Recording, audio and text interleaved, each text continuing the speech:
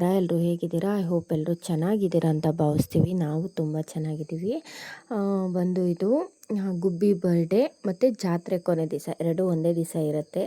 So ಬೆಳಗ್ಗೆನೇ ಟಿಫನ್ಗೆ ಅಂದ್ಬಿಟ್ಟು ನಾನು ಇಡ್ಲಿ ಚಟ್ನಿ ಮತ್ತು ಸಾಂಬಾರು ಮಾಡ್ಕೊಳ್ಳೋಣ ಅಂತ ಹೇಳಿ ಎಲ್ಲನೂ ರೆಡಿ ಮಾಡ್ಕೊತಾ ಇದ್ದೀನಿ. ಗೊತ್ತು ಇಡ್ಲಿ ಬೆಳಗ್ಗೆ ಹೊತ್ತು ಕೆಲಸಗಳಿದ್ದಾಗ ಸ್ವಲ್ಪ ಕಷ್ಟ ಆಗುತ್ತೆ ಅಂತ. ಮಕ್ಕಳೆಲ್ಲ ಇಡ್ಲಿ ಬೇಕು ಅಂದಿದ್ದರಿಂದ ಸೊ ಕಷ್ಟ ಆದರೂ ಪರವಾಗಿಲ್ಲ, ಇಷ್ಟಪಟ್ಟು ತಿಂತಾವಲ್ವ ಮಕ್ಕಳು. ಸೊ ಹಾಗಾಗಿ ಇದನ್ನೇ ಚಾಯ್ಸ್ ಮಾಡಿಕೊಂಡು ಬೇಗ ಮಾಡ್ಕೊಳ್ಲಿಕ್ಕೆ ಬೇಗ ಟಿಫನ್ ಮಾಡ್ತಾಯಿದ್ದೀನಿ. ಆಬ್ವಿಯಸ್ಲಿ ನಿದ್ದೆ ಅಂತೂ ಆಗಿಲ್ಲ. ಸೊ ಏನು ಮಾಡೋಕ್ಕಲ್ಲ, ಮಾರ್ನಿಂಗ್ ಸ್ವಲ್ಪ ಲೇಟಾಗೂ ಎದ್ದಿದ್ದಾಯಿತು. ಸೊ ಹಂಗಾಗಿ ಲೇಟಾಗೆ ಟಿಫನ್ ಮಾಡಲಿಕ್ಕೆ ಸ್ಟಾರ್ಟ್ ಮಾಡಿದ್ದೀನಿ. ಸೊ ಇಡ್ಲಿಗೆ ಫಸ್ಟ್ ಇಟ್ಕೊಳ್ತಾ ಇದ್ದೀನಿ. ಯಾಕೆ ಅಂದರೆ ಮಕ್ಕಳೆಲ್ಲ ಸಣ್ಣ ಮಕ್ಕಳಿದಾವಲ್ವ. ಸೊ ಇಡ್ಲಿ ಒಂದಾದರೆ ತುಪ್ಪನೋ ಏನೋ ಒಂದು ಹಾಕ್ಕೊಂಡು ತಿಂತವೆ ಫಸ್ಟು. ಅವ್ರ ಹೊಟ್ಟೆ ತುಂಬುತ್ತಲ್ವ. ನಾವು ಬೇಕಾದರೆ ಚಟ್ನಿ ಸಾಂಬಾರು ಆಗೋವರೆಗೂ ವೆಯ್ಟ್ ಮಾಡ್ಬೋದು. ಸೊ ಹಾಗಾಗಿ ಅವರಿಗೆ ಫಸ್ಟು ಮಾಡಿಕೊಟ್ಬಿಡೋಣ ಅಂಥೇಳಿ ಫಸ್ಟು ಇಲ್ಲಿ ಇಡ್ಲಿಗೆ ಇಕ್ಕೋಣ ಅಂತ ಮಾಡ್ತಾಯಿದ್ದೀನಿ. ಬೇಗ ಎಷ್ಟು ಬೇಗ ಆಗುತ್ತೋ ಅಷ್ಟು ಬೇಗ ನಾನು ಟಿಫನ್ ಮಾಡ್ಕೊಳ್ಬೇಕಿಲ್ಲಿ. ಸೊ ಹಾಗಾಗಿ ಮಾಡ್ಕೊತಾ ಇದ್ದೀನಿ. ನೈಟೇ ಫರ್ಮೆಂಟ್ ಮಾಡೋಕ್ಕೆ ಇಟ್ಬಿಟ್ಟಿದ್ದೆ. ಸೊ ಹಂಗಾಗಿ ಬೆಳಗ್ಗೆಗೇನು ಅಷ್ಟು ನಾನು ಕಲಿಸ್ಲಿಕ್ಕೆ ಹೋಗಲಿಲ್ಲ. ಉಪ್ಪೆಲ್ಲ ನೈಟೇ ಹಾಕಿದ್ದರಿಂದ ತುಂಬ ಚೆನ್ನಾಗಿ ಫರ್ಮೆಂಟ್ ಆಗಿತ್ತು. ನನಗೂ ಸ್ವಲ್ಪ ಈಸಿ ಆಯಿತು. ನಂಗೆ ಗೊತ್ತು ಇಡ್ಲಿ ಚೆನ್ನಾಗಿ ಬರುತ್ತೆ, ನಾನು ಯಾವಾಗ ಮಾಡಿದ್ರು ಇಡ್ಲಿ ತುಂಬ ಚೆನ್ನಾಗಿ ಮಾಡುತ್ತೆ ಅಂತ. ನಾನು ಪ್ರೀವಿಯಸ್ ವ್ಲಾಗಲ್ಲಿ ನೋಡಿರ್ತೀರ ನೀವು. ಸೊ ಅದೇ ರೀತಿ ಇಡ್ಲಿ ಬರುತ್ತೆ ಅನ್ನೋ ಒಂದು ಹೋಪಲ್ಲೇ ಇಡ್ಲಿ ಮಾಡ್ತಾಯಿದ್ದೀನಿ. ಇನ್ನೊಂದು ಕಡೆ ಬಂದು ಇಲ್ಲಿ ನಾನು ಇಬ್ಬರೂ ತರಕಾರಿ ಹೆಚ್ಕೊಳ್ತಾ ಇದ್ದೀವಿ. ಅದ್ರ ಜೊತೆ ಸಾಂಬಾರು ಮಾಡಿ ಇಟ್ಬಿಡೋಣ, ಸ್ವಲ್ಪ ರೆಸ್ಟ್ ಮಾಡ್ಬೋದು ಅಂತ ಹೇಳಿ. ಸೊ ಕರೆಂಟ್ ಬೇರೆ ಇಲ್ಲ. ಕರೆಂಟ್ ಬರುತ್ತೋ ಇಲ್ವೋ ಅನ್ನೋ ಒಂದು ಇದರಲ್ಲೇ ಕರೆಂಟ್ ಬಂದರೆ ರುಬ್ಬಿಟ್ಟು ಮಾಡೋಣ, ಇಲ್ಲಾಂದ್ರೆ ಹಂಗೆ ಮಾಡಿಬಿಡೋಣ ಅಂತೇಳಿ ಹೆಂಗಾಗುತ್ತೋ ಆ ಥರ ಮಾಡ್ಕೊಳೋಣ ಅಂತ ಬೇಗ ಎಲ್ಲನೂ ಹೆಚ್ಕೊಳ್ತಾ ಇದ್ದೀನಿ. ಇಲ್ಲಿ ಅರುಣು ಸ್ವಲ್ಪ ಕೈ ಜೋಡ್ಸೋಕ್ಕೆ ಬಂದಳು. ರೇಖಾ ಬರಲಿಲ್ಲ. ರೇಖಾ ಏನಕ್ಕೆ ಬಂದಿಲ್ಲ ಅಂದರೆ ಇವತ್ತು ಗುಬ್ಬಿ ಬರ್ಡೇ, ಅವನಿಗೆ ರೆಡಿ ಮಾಡೋದೇ ಆಯಿತು. ಅವಳು ಎಣ್ಣೆ ಸ್ನಾನ ಮಾಡಿಸ್ಬೇಕಂತಿದ್ಲು. ಬರ್ಡೇ ದಿವಸ ಮಕ್ಳಿಗೆ ನಾವು ಎಣ್ಣೆ ಸ್ನಾನ ಮಾಡಿಸ್ತೀವಿ.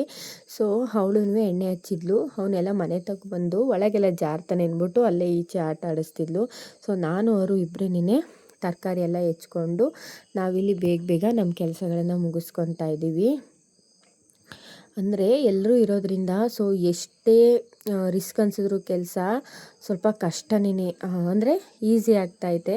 ಎಲ್ಲರೂ ಒಂದೊಂದು ಕೆಲಸ ಮಾಡೋದ್ರಿಂದ ಸೊ ನಮಗೆ ಸ್ವಲ್ಪ ಈಸಿ ಅನ್ನಿಸ್ತಾ ಇತ್ತು.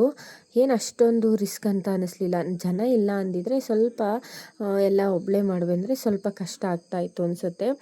ಸೊ ಅಷ್ಟು ನನಗೆ ಕಷ್ಟ ಅಂತ ಅನ್ನಿಸ್ಲಿಲ್ಲ. ಸೊ ಒಬ್ಬೊಬ್ಬರು ನನ್ನ ಕೆಲಸ ತೊಗೊಂಡಿದ್ರು.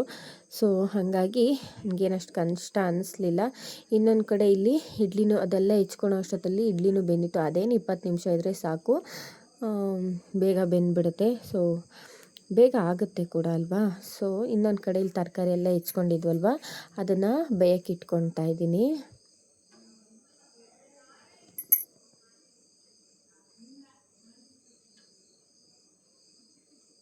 ತರಕಾರಿ, ಟೊಮ್ಯಾಟೊ, ಬೇಳೆ ಎಲ್ಲ ಒಂದು ಸತಿ ಬೇಯಿಸ್ಕೊಂಬಿಡೋಣ. ಆಮೇಲೆ ಮಸಾಲೆ ಎಲ್ಲ ರುಬ್ಬಿಟ್ಟು ಒಗ್ಗರಣೆ ಹಾಕೋಕ್ಕೆ ಸರಿ ಹೋಗುತ್ತೆ ಅಂತ ಸೊ ಬೇಗ ಮಾಡ್ತಾಯಿದ್ದೀನಿ. ಈ ಬೇಗ ಮಾಡಿದ್ರಲ್ಲಿ ಬೇಳೆ ತೊಳಿನೇ ಇಲ್ಲ ಆಯಿತಾ. ಸೊ ಹಂಗೆ ಹಾಕ್ಬಿಟ್ಟಿದ್ದೀನಿ ಹೇಳ್ಬೇಕಂದ್ರೆ. So it's okay. ನಾನು ಇವಾಗ ಎಡಿಟಿಂಗ್ ಮಾಡೋ ಟೈಮಲ್ಲೇ ನೋಡಿದ್ದು ನಾನು. ಇನ್ನೊಂದು ಕಡೆ ಇಲ್ಲಿ ಚಟ್ನಿ ಮಾಡ್ಕೊತಾ ಇದ್ದೀನಿ. ಹಸಿ ಚಟ್ನಿ ಸ್ವಲ್ಪ ತಿನ್ನೋಕೆ ಕಷ್ಟ ಆಗುತ್ತಲ್ವ. ಸೊ ಹಂಗಾಗಿ ಬೆಳ್ಳುಳ್ಳಿ ಮೆಣಸಿನ್ಕಾಯಿ ಸ್ವಲ್ಪ ಹುರ್ಗಡ್ಲೆನೇ ಹಾಕ್ಬಿಟ್ಟು ಫ್ರೈ ಮಾಡ್ಕೊತಾ ಇದ್ದೀನಿ. ಆಮೇಲೆ ಹಸಿ ಕಾಯಿನ ಹಾಕ್ಕೊಂಡ್ರೆ ಚೆನ್ನಾಗಿರುತ್ತೆ, ಕೊಬ್ಬರಿ ಹಾಕಿದ್ರೆ ಇನ್ನೂ ಚೆನ್ನಾಗಿರುತ್ತೆ.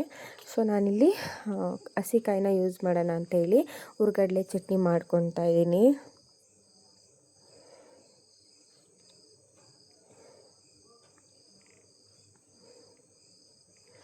ಇನ್ನೊಂದು ಕಡೆ ಇವೆಲ್ಲ ರೆಡಿ ಮಾಡೋ ಅಷ್ಟೊತ್ತಲ್ಲಿ ಇಡ್ಲಿದೂ ಬಿಸಿ ಆರಿತ್ತು ಅಲ್ವಾ.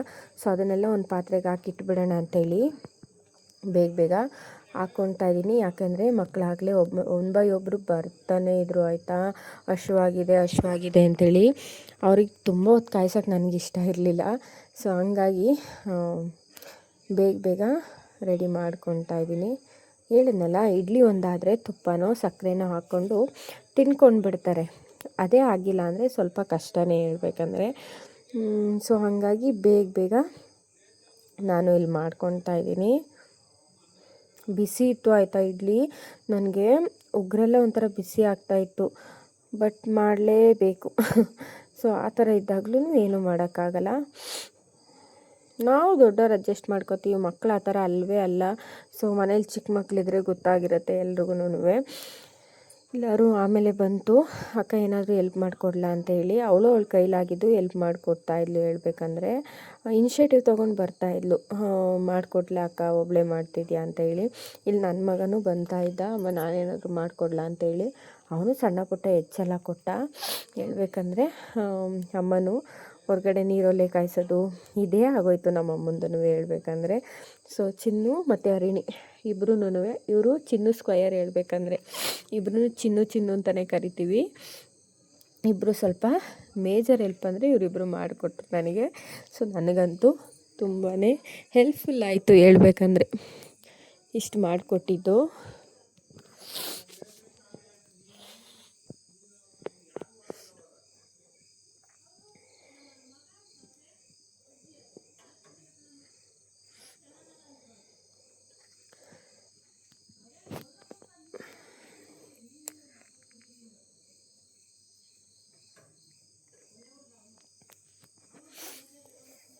ಅದ್ರ ಜೊತೆ ಸ್ವಲ್ಪ ಚಿತ್ರಾನ್ನ ಮಾಡ್ಕೊಳ್ಳೋಣ ಅಂತ ಹೇಳಿ ಇಲ್ಲಿ ರೆಡಿ ಮಾಡ್ಕೊತಾ ಇದ್ದೀನಿ.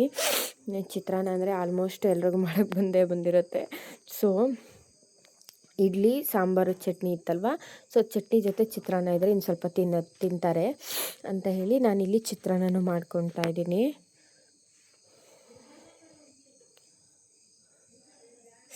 ಹೇಳ್ಬೇಕಂದ್ರೆ ನಮ್ದು 2 ಸ್ಟವ್ ಇದೆ ಆಯಿತಾ, ಒಲೆ ಇರೋದು ನಮ್ಮ ಗ್ಯಾಸಲ್ಲಿ. ಸೊ 2ಕ್ಕೂ ಫ್ರೀ ಇರಲಿಲ್ಲ ಹೇಳ್ಬೇಕಂದ್ರೆ, 2 ಫ್ರೀ ಇರಲಿಲ್ಲ ಹೇಳ್ಬೇಕಂದ್ರೆ 2 ಸ್ಟವ್ ಮೇಲೆ ಏನಾದರೂ ಒಂದು ಮಾಡ್ತಾನೆ ಇರ್ತಾಯಿದ್ವಿ. ಹೇಳಿದ್ನೆಲ್ಲ ಗುಬ್ಬಿ ಬರ್ಡೇ ಇರೋದ್ರಿಂದ. ಸೊ ಅವನಿಗೆ ಎಣ್ಣೆ ಸ್ನಾನ ಮಾಡ್ಸೋಕೆ ಅವಳು ಎಣ್ಣೆ ಬಿಸಿ ಮಾಡ್ತಾಯಿಲ್ಲ. 2 ಸತಿ ಬಿಸಿ ಮಾಡಿದ್ಲು, 2 ಸತಿನೂ ಓಡೋದ.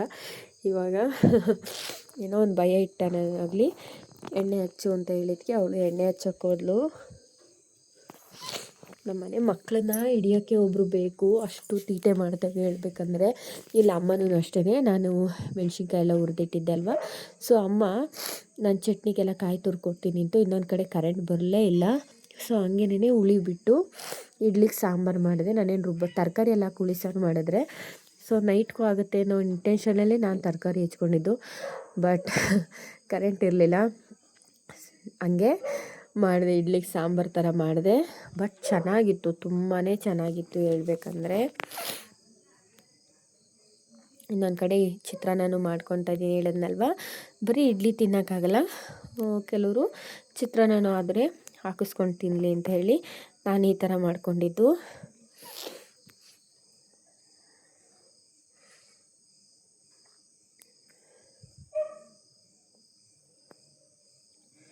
ಇಲ್ಲಿ ಅಮ್ಮನ ಪಾಪ ಬಂದು ಚಟ್ನಿ ಎಲ್ಲ ರುಬ್ಕೊಡ್ತು. ಟೈಮ್ ಸಿಕ್ತಾಗೆಲ್ಲ ಬರ್ತಾಯಿತ್ತು ಅಮ್ಮ. ಸೊ ಗೊತ್ತು ಅಮ್ಮನಿಗೆ ಒಬ್ಬಳೆ ಮಾಡ್ತಾಯಿದ್ದಾಳೆ ಒಳಗಡೆ, ಕಷ್ಟ ಐತೆ ಅಂದ್ಬಿಟ್ಟು. ಸೊ ಅಮ್ಮನೂ ಬರ್ತಾಯಿತ್ತು, ಚಟ್ನಿ ರುಬ್ಕೊಟ್ಬಿಟ್ಟು ಹೋಯ್ತು. ಇಲ್ಲಿ ನಾನು ಒಂದು ಪಾತ್ರೆಗೆ ಸಾಸಿವೆ, ಜೀರಿಗೆ, ಕಡಲೆಬೇಳೆ ಮತ್ತು ಒಂದು ಸ್ವಲ್ಪ ಕರ್ಬೇವು ಹಾಕಿ ಚಟ್ನಿನ ಒಗ್ಗರಣೆ ಮಾಡ್ಕೊಂಡ್ರೆ ಚೆನ್ನಾಗಿರುತ್ತೆ. ಚಟ್ನಿಗೆ ಒಗ್ಗರಣೆ ಮಾಡ್ಕೊಂಡ್ರಲ್ವ. ಸೊ ಸ್ವಲ್ಪ ನೀರು ಚಟ್ನಿ ಮಾಡು ಅಂತ ಮಕ್ಳು ಹೇಳಿದ್ದಕ್ಕೆ ಸ್ವಲ್ಪ ನೀರು ಚಟ್ನಿ ಮಾಡಿಕೊಂಡು ನಾನಿಲ್ಲಿ ಚಿತ್ರಾನ್ನ ಮಾಡ್ಕೊಂಡಿದ್ನಲ್ವ, ಸ್ವಲ್ಪ ಗೊಜ್ಜು ಎತ್ತಿಟ್ಬಿಟ್ಟು ಮಿಕ್ಕಿದ್ಕೆ ಅನ್ನ ಹಾಕಿ ಕಲಸಿಡ್ತಾಯಿದ್ದೀನಿ. ಇಡ್ಲಿಗೆ ಮಾತ್ರ ಒಂದು ಕಡೆ ಬೇಯಕ್ಕೆ ಇಟ್ಬಿಟ್ಟಿದ್ದೀನಿ ಆಯಿತಾ. ಆ ಕಡೆ ಸ್ಟವ್ ಅಂತೂ ತೆಗಿಯಲ್ಲ. ಇನ್ನೊಂದು ಸ್ಟವಲ್ಲಿ ಚಟ್ನಿಗೆ ಒಗ್ಗರಣೆ ಮಾಡ್ಕೊಂಡಿದ್ದಾಗಿರ್ಬೋದು, ಮತ್ತು ಚಿತ್ರಾನ್ನ ಮಾಡೋದು, ಸಾಂಬಾರು ಮಾಡೋದು, ಟೀ ಕಾಫಿ ಯಾರನ್ನ ಕೇಳಿದ್ರೆ ಮಾಡೋದು ಇಲ್ಲ ಅಲ್ಲೇ ಮಾಡಿಕೊಂಡೆ. ಇಲ್ಲಿ ನಾನು ಮಾಡಿರೋ ಟಿಫನ್ಗೆ ರಿವ್ಯೂ ಬೇಕಲ್ವ. ಸೊ ಹಂಗಾಗಿ ಎಲ್ಲರನ್ನೂ ಕೇಳ್ತಾ ಇದ್ದೀನಿ ಹೆಂಗೈತೆ ಅಂತ. ಅವ್ರ ಕಡೆಯಿಂದ ಬಂದಿದ್ದು ಉತ್ತರ ಈ ಥರ ಇತ್ತು ಹೇಳ್ಬೇಕಂದ್ರೆ. ಹೆಂಗೈತೆ ತಿಂಡಿ ಅತ್ತೆ? ಅತ್ತೆ ಇಡ್ಲಿ ಓಟು ಚೆನ್ನಾಯ್ತಾ? ನಡುವ ಚೆನ್ನಾಗೈತಾ? ಏನು ಚಟ್ನಿನಾ?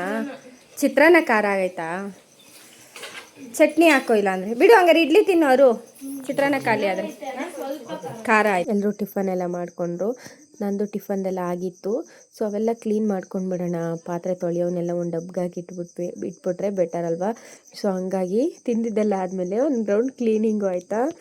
ನಾನು ಟಿಫನ್ ಮಾಡ್ಕೊಂಡ್ಬಿಟ್ಟೆ ಅವ್ರ ಜೊತೆನೇ. ಇವಾಗೆಲ್ಲನೂ ಸ್ವಲ್ಪ ಅಡುಗೆ ಮನೆ ಕ್ಲೀನ್ ಮಾಡ್ಕೊಳೋಣ ಅಂಥೇಳಿ. ಚಿಂಟು ತಿಂದಿರಲಿಲ್ವ, ಮತ್ತು ಅವ್ನು ಬೇರೆ ಬರ್ತಿದ್ದ. ಸೊ ಅವನಿಗೆ ಮಾತ್ರ ಸ್ವಲ್ಪ ಇಡ್ಲಿ ಬಿಸಿ ಇಡ್ಲಿ ಮಾಡೋಣ ಅಂತ ಅವ್ನಿಗೆ ಇಟ್ಬಿಟ್ಟು ನಮ್ಮದೆಲ್ಲ ಟಿಫನ್ ಆಗಿತ್ತಲ್ಲ. ಸೊ ಕಿಚನ್ನ ಕ್ಲೀನ್ ಮಾಡ್ಕೊತಾ ಇದ್ದೀನಿ. ನೋಡ್ತಾ ಇರೋ ಬೆಳಗ್ಗೆಯಿಂದ ತುಂಬಾ ಗಲೀಜಾಗಿತ್ತು ಕಿಚನ್ನು. ಬಟ್ ಏನು ಮಾಡೋಕ್ಕಾಗಲ್ಲ, ಜನ ಇದ್ದಾಗ ಇಟ್ಸ್ ಹ್ಯಾಪನ್ಸ್ನು.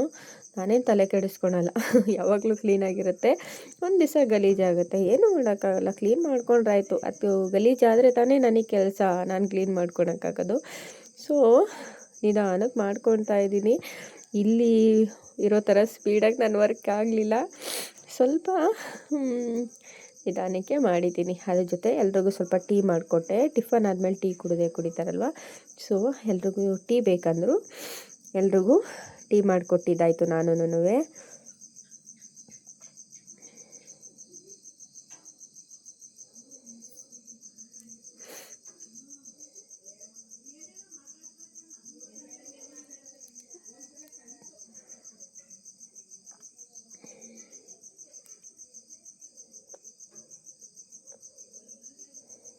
ಟೀ ಎಲ್ಲ ಮಾಡಿಕೊಡೋಷ್ಟೊತ್ತಲ್ಲಿ ಚಿಂಟುನು ಬಂದ. ಎಲ್ಲರೂ ಇಲ್ಲೇ ಇದ್ರಲ್ವ, ಅವ್ರನ್ನ ಕರ್ಕೊಂಡು ಹೋಗ್ಲಿಕ್ಕೆ ಅಂತ ಚಿಂಟು ಬಂದ. ಸೊ ಅವ್ನಿಗೂ ಟಿಫನ್ ಎಲ್ಲ ಹಾಕ್ಕೊಟ್ಟೆ. ಇವನು ಬಂದು ನಮ್ಮ ಅಕ್ಕನ ಮಗ ಆಯಿತಾ. ಮಾತಾಡ್ಸಿರ್ಲಿಲ್ಲ ಚಿಂಟು, ಅವತ್ತು ಬಂದಾಗ ಮಾತಾಡಲಿಲ್ಲ, ಅಳ್ತಿದ್ದ. ಸೊ ಇವತ್ತು ಮಾತಾಡ್ತಾ ಇದ್ದ. ಇವನೇ ನೋಡಿ ನಮ್ಮ ಬರ್ಡೇ ಬಾಯ್.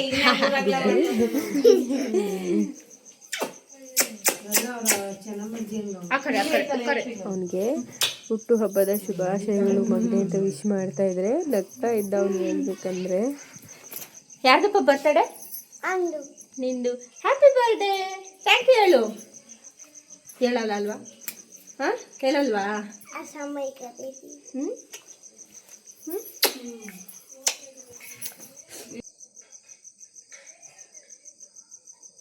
ಅವನೊಂದು ಸ್ವಲ್ಪ ಹೊತ್ತು ಮುದ್ದು ಮಾಡಿದೆ. ಹೇಳ್ಬೇಕಂದ್ರೆ ಬೆಳಗಿಂದ ಚಿನ್ಮಯನೇ ಎತ್ಕೊಳ್ತಾ ಇದ್ದೆ, ಮಾತಾಡಿಸ್ತಿದ್ದೆ. ಇವನು ಎಣ್ಣೆ ಹಚ್ಕೊಬಿಟ್ಟಿದ್ನಲ್ಲ, ನನ್ನ ಹತ್ರಕ್ಕೆ ಬರ್ತಾ ಇರಲಿಲ್ಲ, ಒಳಗೆ ಬರ್ತಿರಲಿಲ್ಲ.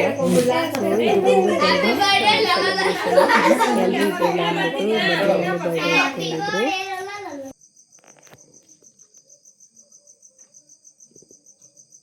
ನಮ್ಮ ಗುಬ್ಬಿಗೆ ಎಷ್ಟು ಇಷ್ಟ ಅಂದರೆ ಕೇಕ್ ಅಂದರೆ, ಬೇರೆಯವ್ರಿಗೆ ತಿನ್ಸಿದ್ದು ಕಮ್ಮಿನೇ, ಇವನೇ ತಿಂದಿದ್ದಾಯಿತು ಪೇಸ್ಟ್ರಿನ.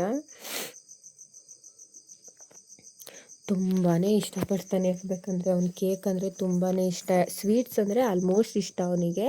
ಸೊ ಇದರಲ್ಲಿ ಕೇಕು ಬಂದು ತಿಂತಾ ಇದ್ದ. ಹೇಳ್ಬೇಕಂದ್ರೆ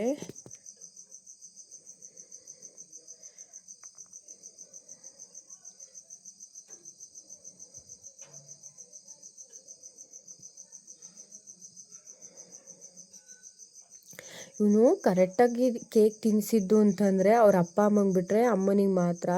ನನ್ನೂ ಕರೀಲಿಲ್ಲ, ಚಿನ್ಮಯನೂ ಕೇಕ್ ತಿನ್ನಿಸ್ಲಿಲ್ಲ. ಹೇಳ್ಬೇಕಂದ್ರೆ ಅಮ್ಮನಿಗೆ ಅವ್ರ ಅಪ್ಪ ಅಮ್ಮಂಗೆ ಮಾತ್ರ ಅವನು ತಿನ್ನಿಸಿದ್ದು. ಅವನೇ ತಿನ್ನೋದ್ರಲ್ಲಿ ಬ್ಯುಸಿ ಆಗಿಬಿಟ್ಟ ಕ್ರೀಮ್ನ. ಆದಷ್ಟು ಅವನಿಗೆ ಕ್ರೀಮ್ ಅವಾಯ್ಡ್ ಮಾಡ್ತೀವಿ, ಕೆಮ್ಮಂತ. ಸೊ ಈ ಥರ ಬರ್ಡೇ ಟೈಮಲ್ಲಿ ಅವಾಯ್ಡ್ ಮಾಡಲಿಕ್ಕಾಗಲ್ಲ. ಸೊ ನಾವು ಸುಮ್ಮನಾಗ್ಬಿಟ್ವಿ ತಿನ್ನಲಿ ಅಂತ ಹೇಳಿ. ಇನ್ಫ್ಯಾಕ್ಟ್ ಚಿನ್ಮಯ್ ತಿನ್ಸೋಕ್ಕೋದ್ರೂ ತಿನ್ನಲಿಲ್ಲ ಆಯಿತಾ. ಚಿನ್ಮಯ್ ಅದೇ ಹೇಳ್ತಿದ್ದ, ಅಮ್ಮ ನಾನು ತಿನ್ಸೋಕ್ಕೋದ್ರೂ ತಿಂದಿಲ್ಲ ಅಮ್ಮ ಇವನು ಅಂತ ಹೇಳಿ. ಅವನಂತೂ ಕೊಡಲಿಲ್ಲ. ನಾವಾದರೂ ಎಲ್ರಿಗೂ ಕೇಕ್ ಕೊಡೋಣ ಅಂತೇಳಿ ಸ್ವಲ್ಪ ಮಿಕ್ಸ್ಚರ್ ತಂದಿದ್ರು, ಅದನ್ನೆಲ್ಲನೂ ಎಲ್ರಿಗೂ ಕೊಟ್ಟು ದೊಡ್ಡಮ್ಮವ್ರೂ ಊರಿಗೆ ಹೋಗ್ಬೇಕಾಯಿತು. ಆಗಲೇ ಮಳೆ ಸ್ಟಾರ್ಟ್ ಆಗಿಬಿಟ್ಟಿತ್ತಾಯ್ತಾ. ಅವರು ಊರಿಗೆ ಹೋಗ್ಲಿಕ್ಕೆ ರೆಡಿ ಆಗ್ತಾಯಿದ್ರು. ನಾನು ಎಲ್ರಿಗೂ ಕುಂಕುಮ ಕೊಡ್ತಾಯಿದ್ದೆ. ಮಕ್ಕಳೆಲ್ಲ ಆಲ್ರೆಡಿ ರೆಡಿಯಾಗಿ ಆಟೋ ಹತ್ಬಿಟ್ಟಿದ್ರು. ಹೇಳ್ಬೇಕಂದ್ರೆ ಅವ್ರಿಗೆ ಒಂದು ಎಕ್ಸೈಟ್ಮೆಂಟು, ಅವ್ರ ಊರಿಗೆ ಹೋಗ್ಬೇಕಂತ ಹೇಳಿ.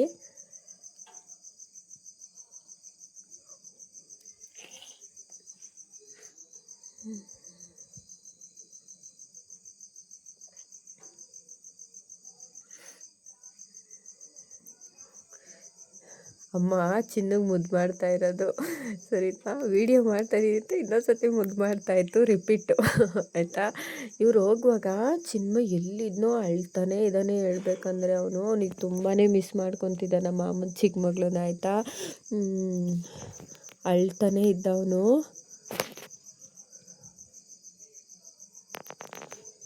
ಅವ್ರು ಏನಂದರೆ ನಮ್ಮ ತನು ಏನಂದರೆ ರಿಟರ್ನ್ ಬಂದು ನೋಡ್ತಾ ಇದ್ಲು ಅವ್ನು ಅಳ್ತಾ ಇದ್ದಿದ್ದಕ್ಕೆ. ಸೊ ಅವಳು ಸಮಾಧಾನ ಮಾಡಿದ್ರು.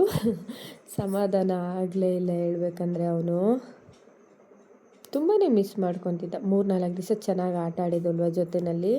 ಸೊ ಮಳೆ ಸ್ಟಾರ್ಟ್ ಆಗ್ಬಿಟ್ಟೈತೆ.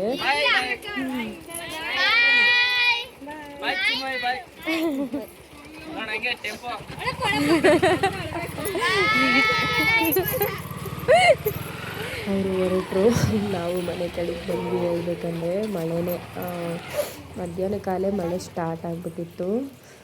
ಜಾತ್ರೆ ಸ್ಟಾರ್ಟ್ ಆದಾಗಿಂದ ಬೆಳಗ್ಗೆ ಹೇಳ್ಬೇಕಂದ್ರೆ ಚಿನ್ನ ಸಮಾಧಾನ ಮಾಡಿಕೊಂಡು ನಾವು ಬಂದ್ವಿ. ಆಮೇಲೆ ಚಿನ್ನ ನಾರ್ಮಲ್ ಆಗಿ ಬಂತು. ಸೊ ಅವರೆಲ್ಲ ಹೋಗ್ಬೇಕು ಅವ್ರ ಮನೆಗೆ ಅಂತೇಳಿ ಇವರಿಬ್ರು ಆಟ ಆಡ್ಲಿಕ್ಕೆ ಸ್ಟಾರ್ಟ್ ಮಾಡ್ತಾರೆ. ಅದನ್ನ ಅವನು ತೋರಿಸ್ತಾ ಇದ್ದ ನನಗೆ. ಕ್ವಶನ್ ಪೇಪರ್ ಅರ್ದು ಬಿಟ್ಟಿದ್ದೀರಲ್ಲೋ ವರ್ಕ್ ಬುಕ್ಕು. ಅವನಿಗೆ ಎಷ್ಟು ಖುಷಿ ಅಂದ್ರೆ ಎಷ್ಟು ಸತಿ ಎಲ್ರಿಗೂ ಬಂದಾಗೆಲ್ಲ ತೋರಿಸಿದ್ದಾನೆ. ಚಿನ್ಮಯ ಮಾಡ್ಕೊಟ್ಟ ಅಂತ ಹೇಳಿ. ಅದೆಲ್ಲಾದ್ಮೇಲೆ ಇನ್ನೊಬ್ರು ಕೇಕ್ ತೊಗೊಂಡು ಬಂದರು. ಅದೆಲ್ಲ ಸೆಲೆಬ್ರೇಷನ್ ಮುಗಿಸ್ಕೊಂಡ್ವಿ. ಇವಾಗಲೂ ಅದೇ ಥರನೇ ಅವನಿಗೆ ಕೇಕ್ ಅಂದರೆ ತುಂಬ ಇಷ್ಟ. ಇದು ರೆಡ್ ವೆಲ್ವೆಟ್ ಅನ್ಸುತ್ತೆ ತಂದಿದ್ದು. ಸೊ ಇದು ವ್ಲಾಗ್ ಲೇಟಾಗಿ ಅಪ್ಲೋಡ್ ಆಗ್ತಾ ಇದೆ ಹೇಳ್ಬೇಕಂದ್ರೆ.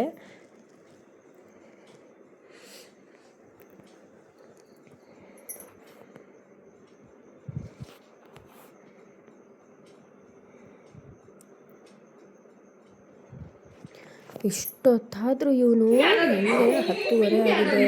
ಸೊ ಮಲಗೋಕ್ಕೆ ರೆಡಿ ಇಲ್ಲ ಇವನು. ಆಟ ಜಾಸ್ತಿ. ಆಮೇಲೆ ಗದ್ರುಬಿಟ್ಟು ಕಳಿಸಿದ್ವಿ ನಾವು. ಆದರೂ ಒಳಗೆ ಹೋಗ್ತಾ ಇಲ್ಲ. ಆಟ ಆಟ ಅಂತಿದ್ದಾನೆ. ಅವ್ನು ಚಿನ್ನುಗೆ ನಿದ್ದೆ ಆಲ್ಮೋಸ್ಟ್ 11 ಗಂಟೆ ಆಗಿಬಿಟ್ಟಿದೆ. ಅವನು ಅಷ್ಟೊತ್ತಕ ಎದ್ದಿರಲ್ಲ. ಇವನಿಗೆ ಇನ್ನೂ ನಿದ್ದೆ ಬಂದಿಲ್ಲ ಹೇಳ್ಬೇಕಂದ್ರೆ.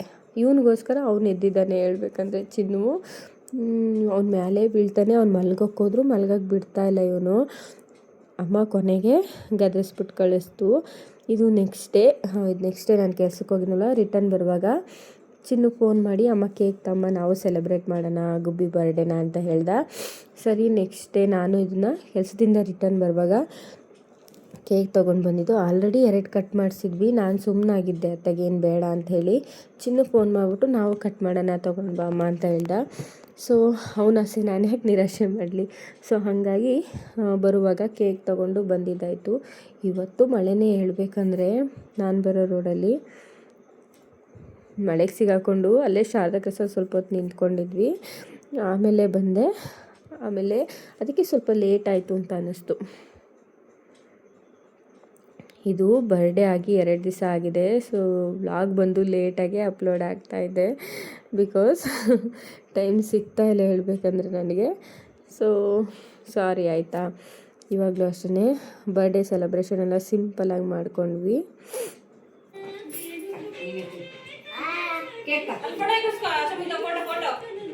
ಇಲ್ಲಿ ಗುಬ್ಬಿ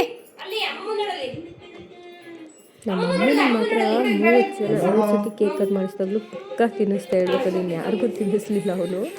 ಫಸ್ಟ್ ಅವ್ರ ಅಪ್ಪ ಅವರು ನಮ್ಮ ಅಮ್ಮನಿಗೆ ತಿನ್ನಿಸಿದ್ದು. ಚಿನ್ಮಯ್ಯನ ಊಟ ಎಲ್ಲ ಮಾಡಿಸ್ಕೊಂಡು ನಾನು ಊಟ ಮಾಡಿಕೊಂಡು ಇವತ್ತು ಜಾತ್ರೆ ಕೊನೆ ದಿವಸ ಆಯಿತಾ.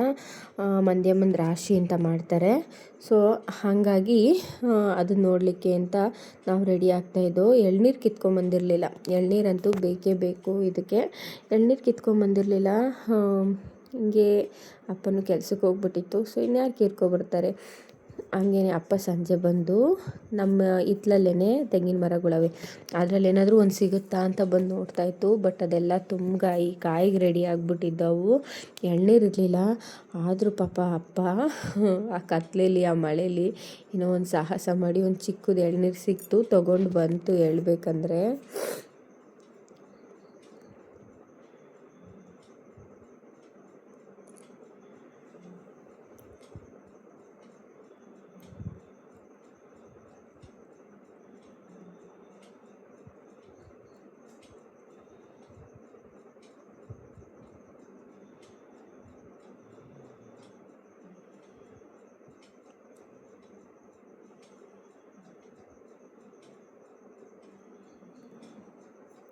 ಅದಾದಮೇಲೆ ನಾವು ಗೌಡ್ರ ಮನೇಲಿ ದೇವ್ರುಗಳು ಇರ್ತಾವಲ್ವ, ಮಂದಿಯಮ್ಮ ಕೆಂಪಮ್ಮ, ಅದನ್ನು ಕರ್ಕೊಂಡೋದ್ರು.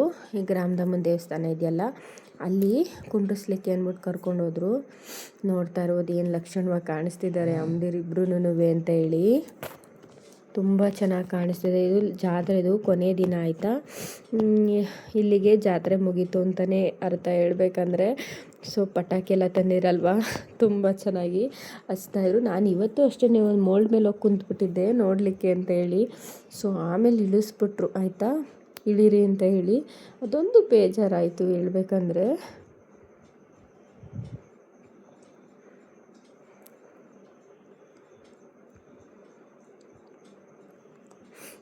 ಇವತ್ತು ಅಷ್ಟೇ ಕೆಲವೊಬ್ಬರು ಆರತಿ ಮಾಡ್ತಾರೆ ಆಯಿತಾ. ಆರತಿ ಎಲ್ಲ ತೊಗೊಂಡು ಬಂದರು, ಆರತಿ ಎಲ್ಲ ನೋಡಿದ್ವಿ. ಆರತಿಗಳನ್ನ ಒಂದೊಂದು ಆರತಿನೂ ತುಂಬಾ ಚೆನ್ನಾಗಿ ಮಾಡಿದರು ಹೇಳ್ಬೇಕಂದ್ರೆ. ನಾವು ಆರತಿ ಮಾಡೋದಿಲ್ಲ, ಸೊ ಬೇರೆಯವ್ರು ಮಾತ್ರ ತುಂಬಾ ಚೆನ್ನಾಗಿ ಆರತಿ ಮಾಡಿದ್ರು. ನೋಡೋಕ್ಕೆ 2 ಕಣ್ಣು ಸಾಲದು ಹೇಳ್ಬೇಕಂದ್ರೆ. ಪ್ರತಿ ಸತಿ ಆರತಿ ಅಂತ ಅಂದಾಗಲೂ ನಾನು ಹೋಗಿ ನೋಡ್ತೀನಿ ಆಯಿತಾ. ತುಂಬಾ ಖುಷಿ ಆಯಿತು. ರಾಶಿ ಎಲ್ಲ ಮಂದ್ಯಮ್ಮನ ರಾಶಿ ಎಲ್ಲ ಮುಗಿಸ್ಕೊಂಡು ನಾನು ಮನೆಗೆ ಬಂದಾಗ ಆಲ್ಮೋಸ್ಟ್ 12 ಗಂಟೆ ಆಗಿತ್ತು ಅನಿಸುತ್ತೆ. ಸೊ ಇದು ಜಾತ್ರೆ ಕೊನೆ ದಿವಸದ ಬ್ಲಾಗ್ ಆಗಿರುತ್ತೆ. ಈ ಬ್ಲಾಗ್ ಏನಾದರೂ ಇಷ್ಟ ಆದರೆ ಪ್ಲೀಸ್ ಲೈಕ್ ಮಾಡಿ, ಶೇರ್ ಮಾಡಿ, ಸಬ್ಸ್ಕ್ರೈಬ್ ಮಾಡಿ, ನೀವು ಫ್ರೆಂಡ್ಸ್ ಆ್ಯಂಡ್ ಫ್ಯಾಮಿಲಿ ಗ್ರೂಪ್ಗೆ ಶೇರ್ ಮಾಡಿ ಅಂತ ಹೇಳ್ತೀನಿ. ನೋಡ್ತಾ ಇರ್ಬೋದು ತುಂಬಾ ಚೆನ್ನಾಗಿತ್ತು. ಚಿನ್ನೂನ ಕರ್ಕೊಂಡು ಬರೋ ಅಷ್ಟೊತ್ತಲ್ಲಂತೂ ನನಗಂತೂ ಸಾಕಾಗೋಯಿತು ಹೇಳ್ಬೇಕಂದ್ರೆ. Thank you for watching, bye.